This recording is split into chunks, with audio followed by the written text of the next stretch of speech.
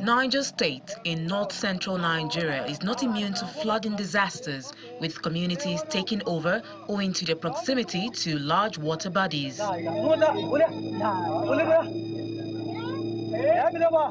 And with Niger State one of the high-risk states for 2024 as predicted by NEMA, the government is setting up a committee to design short and long-term solutions to the perennial problem. In the short term, we would talk to them on advocacy. In the long term and medium term, we are already in conjunction with the Federal Housing Authority and even NEMA to find a lasting solution, which will start from reconstruction or construction of houses across the state. We are ambitious to build 100,000 houses to relocate communities that have been ravaged by insecurity and natural disaster, and also to relocate or to rebuild some communities that were destroyed by insecurity. There's an ongoing sensitization of states at risk of flooding by the National Emergency Management Agency.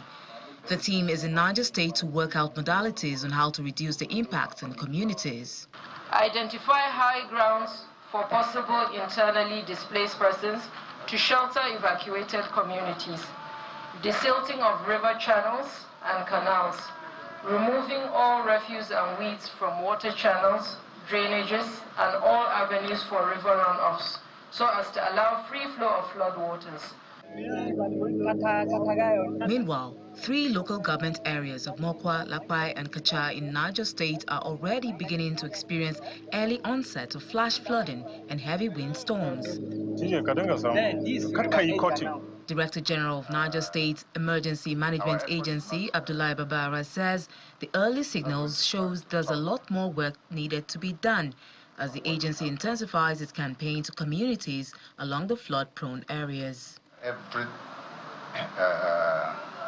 critical stakeholders that have something to do with effort in combating this